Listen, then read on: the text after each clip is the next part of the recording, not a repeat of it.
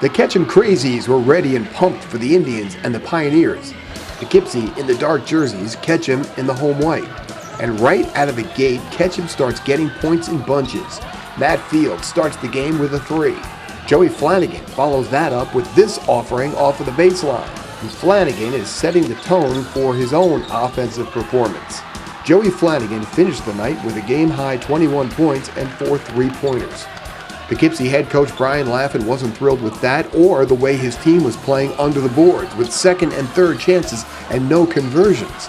Things did not look good. But Poughkeepsie found a way to keep it close, and Ketcham led 12-10 after 1. And oh, hey, I was at a basketball game and a football game broke out.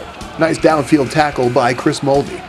Ketcham outscored Poughkeepsie 16-7 in the second and took a 28-17 lead into the locker room, fueled by this Mark Joe a 3-pointer just before the half ended.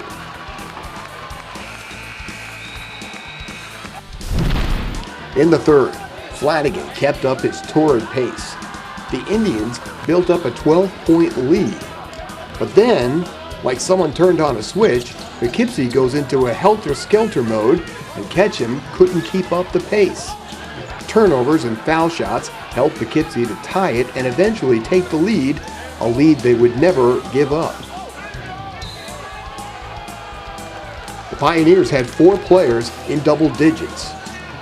And before you knew it, Poughkeepsie was on the winning side of a 56-47 scoreboard.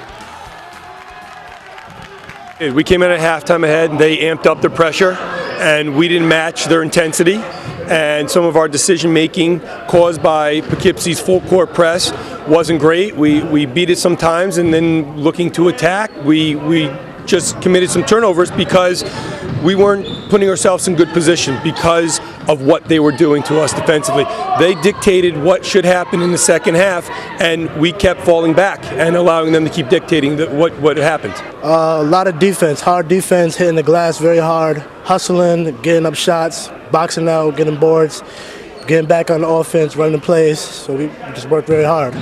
You got to feel good about the fact that you were down 13 or 12 in the third quarter and then you just stormed right back. Well, being down, it makes you realize that, you got to really pull out the best in you. So you go out there and do what you got to do. So, like I said, we stepped up on defense and a little more drive now because, we're not just up, so we can't just lay back. So, like I said, against John Jay, we got to press up on teams. You can't just let, lay back and, play our game. It looked to me like that whole intensity, helter-skelter like you had at John Jay, which looked ugly, worked for you tonight. That seems to be the way you guys are able to just take everybody else out of their rhythm. Well, when you're limited with some options, you got to make do with what you have. And I think our kids work really hard in practice, but it doesn't always translate with that intensity and pressure that we show in the game. In the first half, it did in the second. So, it's helter-skelter. I like to kind of think of it as controlled chaos because there is a purpose to it, but you got to be willing to understand they're going to make some mistakes doing it too.